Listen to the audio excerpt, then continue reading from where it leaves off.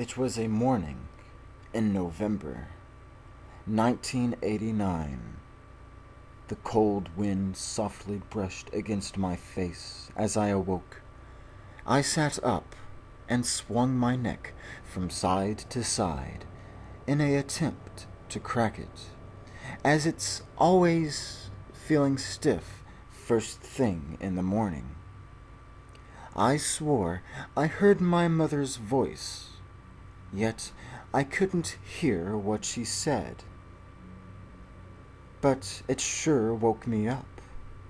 I made my way out of my bedroom, heading to the kitchen, where I assumed she'd be, like the beginning of every other day.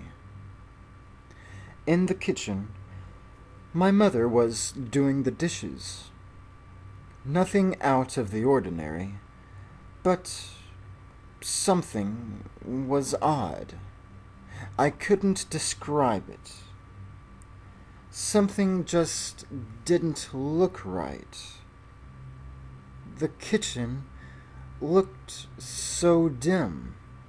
The once bright yellow cabinets looked pale. The cliché checkered vinyl floor looked gray and bland. Even my mother's red apron, that she always wore, looked a dull pink. I shook my head and rubbed my eyes. I should have gotten some more sleep last night, I scoffed under my breath. My mother turned around with a smile on her face, most likely acknowledging my existence.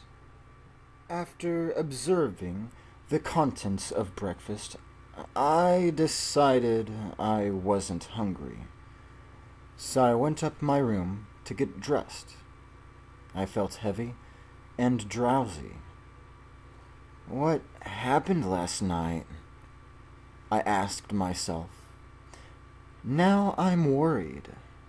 I can't seem to remember anything before waking up. I try hard to regain my memory, but brush the difficulty off as fatigue, and open my wardrobe to find an outfit. Gray sweater and blue jeans. Impressive, I mutter to myself, with that cheeky sarcasm my mother always hated. I'm off to school, Mom, I yelled. No reply. That's odd. My mother didn't give me her usual lecture about staying out of trouble. I headed for the door. As I'm walking down the street, I spot my friend. Hey, pal, how's it going? My friend ignores me. Hey, what's wrong? He keeps ignoring me. I tapped him on his shoulder, but he swatted his arms as you would when a foreign object comes into contact with it. Hey, what's your problem? I yelled, frustrated at today's events. He keeps walking, and I'm left alone, standing on the sidewalk. Wondering what the hell is going on, I decided to go back home. It's too much to handle, and I'm way too tired to bother coming up with a logical explanation. He's probably upset at me. I don't know why, though. Upon entering my home, I hear laughter. It's my mother. I find her in the kitchen, alone in the same spot I'd seen her at breakfast. I approached her near the sink, and what I see takes colors right out of my face.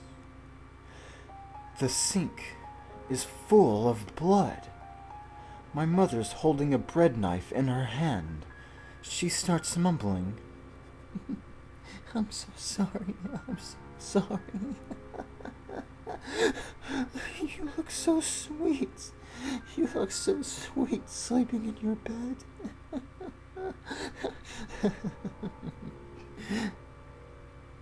I barely make words. Blood covering her arms and dripping into the sink. Are you okay? What have you done to yourself? It doesn't take long to realize the blood in the sink isn't hers. I run from my room. I must still be sleeping. Of course, there's no other explanation. I enter my room, and I see myself in bed, sleeping. I roll myself over. My body turns, but my head does not.